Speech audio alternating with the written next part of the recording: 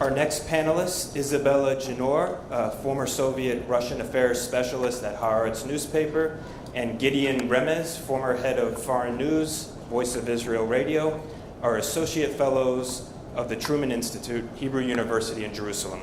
They specialize in Soviet Russian military and intelligence involvement in the Middle East, and they will discuss today the 6-year war, how Israel's 1967 victory became a clash with the USSR. Our newly published book, The Soviet-Israeli War, 1967-73. After hearing that 3 times, you've got to read the book. Challenges a series of conventional notions as to the massive direct military intervention of the Soviet Union in the Egyptian-Israeli conflict. As the subject of this panel is the 50th anniversary of the Six-Day War, we will focus on the book's first part, which delineates the seamless transition from the 1967 war toward the peak of this Soviet intervention in 1969-1970. The involvement of regular Soviet formations then reached its greatest extent outside the Warsaw Pact up to Afghanistan, and the Suez Canal became the hottest front of the Cold War. This preliminary phase in the summer of '67 already set the precedents and patterns that came to their full fruition 2 years later, and as we expose them, contradict 2 prevailing notions. One of these concepts holds that Israel missed several opportunities to prevent what would become the Yom Kippur War by ignoring, if not rejecting, Egyptian peace fillers. The other notion is that the Soviet leadership, scarred by its setback in the Cuban Missile Crisis and constrained by a failing domestic economy, had by this time evolved a cautious and responsible policy that led towards global detente. Therefore, conventional wisdom holds, Moscow endeavored to restrain its Arab allies, especially the Egyptians, from launching a revanchist war against Israel, which might draw the USSR into a confrontation with the United States. The changes about Israeli failure to respond to peace initiatives refer mainly to the years of Anwar Sadat presidency, that is after 1970. But in our context today, it bears mention that on 19 June 1967, the Israeli cabinet resolved to offer the return of all Sinai in exchange for its demilitarization in a peace treaty. But the day before, 18 June, a Soviet ship repatriated the staff of the embassy in Tel Aviv, which had been closed when Moscow severed relations on the 10th.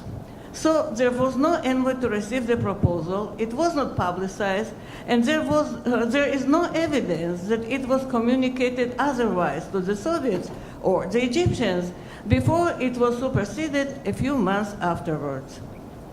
As in the 1972-73, Israel cannot be absolved of responsibility for not calling its adversaries bluff. But even when on June 19 resolution was adopted, it was evidently too late. The USSR, no less than Egypt, each for its own considerations, had already resolved to score a military achievement before any political settlement outlined the joint action plan and began to prepare its implementation. That is why we view the entire period as one continuous war at varying levels of intensity. On the same day, 19 June, the Politburo in Moscow resumed the sessions that it had continued almost non-stop since the outbreak of war. The ambience, as one of the participants attests, was gloomy, but General Secretary Brezhnev had already made up his mind. To quote, "One battle is lost, but the struggle of the Arab people against the US and Israel will continue," unquote. The Soviet leadership in 1967 was made up of a generation whose defining experience was the Great Patriotic War, the Soviet appellation of the Second World War. The genre of sources that we introduced, memoirs and other publications of the Soviet veterans, provided abundant examples that comparison between the two situations was not merely a matter of propaganda. General Alexander Vybornov, a World War II flying ace and hero of the Soviet Union, had been sent to Egypt during the crisis of mid-May 1967 to prepare a Soviet air intervention. He has repeatedly related flying a dozen reconnaissance sorties, including 2 over Israel in the yet experimental craft that would be called MiG-25, or by NATO, Foxbat. This provided the title of our previous book, in which we identified these sorties with the 2 hitherto mysterious overflights of Israel's nuclear facility that precipitated its decision to go to war. On June 5, Vybornov witnessed Israel's preemptive air raid on Cairo West Air Base, and his thoughts too turned back 26 years to the chaotic defense of Moscow. The Soviets expected that Israel would press on toward Cairo, and their response was almost reflexive: to regroup for defense and then to repel the invaders. There was also an urgent political motive.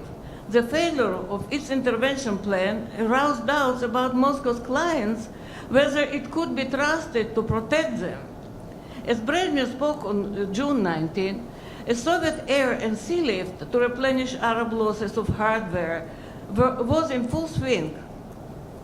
The dimensions of the Arab debacle called for quantities that demanded an unprecedented logistic effort. Not only were stockpiles emptied throughout the Warsaw Pact, but systems were pulled even from the USSR's own defense array. This drew protests from the local party leaders and military commanders. But Brezhnev quashed any dissent in a closed session of the Central Committee on 20th June. The protests referred not only to the requisitioning of weapons. Egypt faced a problem that would afflict Israel much worse in the war of attrition. Planes and tanks might be replaced, but not the trained crews to operate them. Therefore, as was revealed only much later, the Soviet Union sent to Egypt what was called advisory teams, actually integral Soviet units, especially for air defense batteries. They were in effect the vanguard of the entire division that would be deployed in 1969 in the massive intervention whose code name was first revealed in the veterans' reminiscences, Operation Kafkaz. They too would be described only as advisors or technicians. From the Central Committee session, the USSR's nominal head of state, Supreme Soviet President Nikolai Podgorny, went to Cairo. The Egyptian narrative about preparing the Yom Kippur War was formulated afterwards, when dependence on the Soviet Union diminished and it was no longer politically correct to acknowledge its role. And according to this narrative, Podgorny's talks were an abject failure. He demanded total subordination to Soviet dictates and was rebuffed. Soviet documents and testimonies of the Russian participants claim just the opposite. Nasser not only offered unrestricted Soviet use of naval and air bases, but astonished his guests with the proposal to leave the non-aligned movement and accede openly to the Warsaw Pact.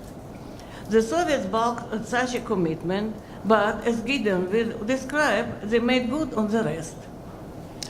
Well, in another portent of things to come, the political talks served mainly as a smokescreen for military activity. The accepted version is that Podgorny brought along with him a bevy of ranking officers from all the Soviet armed services. We now know that this delegation preceded him, stayed longer, and accomplished much more. It was led by the Chief of Staff, Matvei Zakharov. The Marshal, age 70 and a diabetic, like Nasser, with whom he commiserated and exchanged medical tips, amazed the Egyptians with his tireless activity and the personal example that he gave. At the new front line, he reprimanded the Egyptian commanders for their men's poor readiness and discipline. He borrowed a spade from one soldier and in 40 degrees Celsius heat demonstrated how to dig a proper personal foxhole. His staff planned and oversaw construction of a classic Soviet three-tiered line of fortifications along the west bank of the Suez Canal. But how much remained unknown about the Soviet military role is exemplified by Zakharov's top aide, whose name we can now state, thanks to Google, is totally absent from Western historiography to date, and in fact also from all Western intelligence reports that have so far been declassified. This is Lieutenant General Pyotr Lashchenko, who was slated to remain in Egypt as the chief advisor, a title that already existed, but with the added and very significant title, Commander of the Soviet Forces Group. He wasn't chosen at random. He had been named the hero of the Soviet Union in the Great Patriotic War for leading his rifle division under fire across 4 waterways. And preparing such an operation was now his long-term mission in Egypt, and remember, we are still now in June 1967.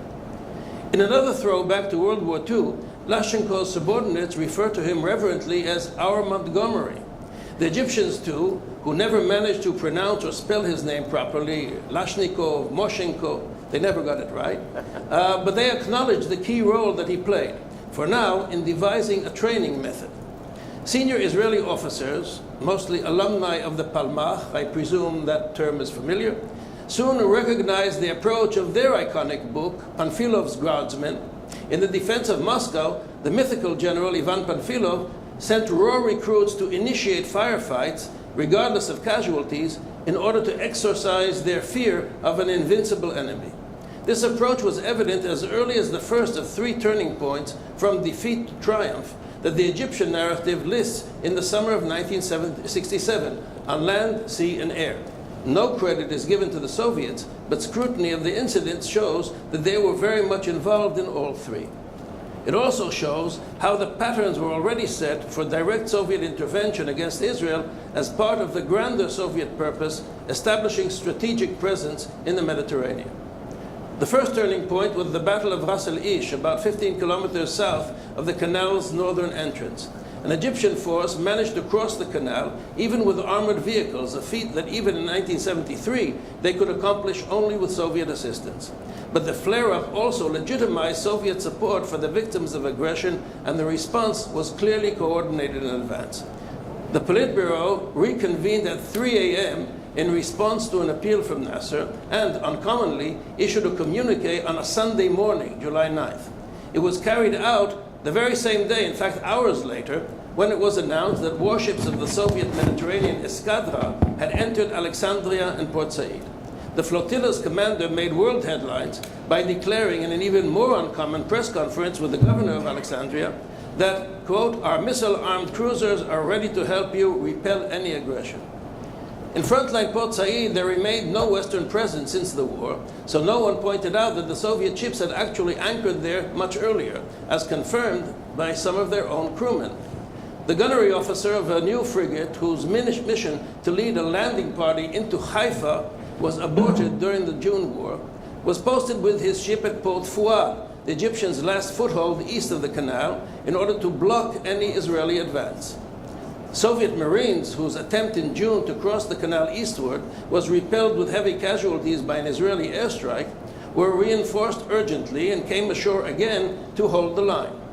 A month after the Soviet ship's port call began, it was extended indefinitely. Both Egyptian harbors became Soviet bases in all but name, fulfilling an age-old Russian aspiration for such warm water ports that up to June 67, Nasser had consistently resisted. Both Egyptian, if you sense now an analogy with Putin's move to secure Tartus and Latakia in Syria when his local ally faced defeat, well, we agree that the analogy really stands out, practically déjà vu. By the end of the year, Lashchenko had designed the plan for a cross-canal offensive and listed the necessary procurement, a blueprint which was followed systematically till its fulfillment in 1973. But first he had to negotiate an upgrade of his officers' presence in Egyptian formations. They would no longer be limited to headquarters, but posted down to brigade and later even battalion level, with direct access to the troops, quasi-command authority, and instructions to go into action with their advisees. This encountered stiff resistance among Egyptian officers, especially those who blamed the Soviets for the June defeat, and vice versa. Only on the 21st of October, the Soviet ambassador notified Nasser that General Sergei Sokolov, the first deputy defense minister, would arrive the next day to sign the agreement. But as they spoke, 4 Soviet-made Styx missiles were fired out of Port Said and made naval history. This was the first sinking by missile of any warship, the Israeli destroyer Eilat, and this is a second turning point that is listed by the Egyptian narrative. Only 2 days later did it emerge that Zakharov too had returned to Egypt, which was interpreted in Washington and elsewhere in the West as a damage control mission, the first of many unfounded attributions of Soviet restraint.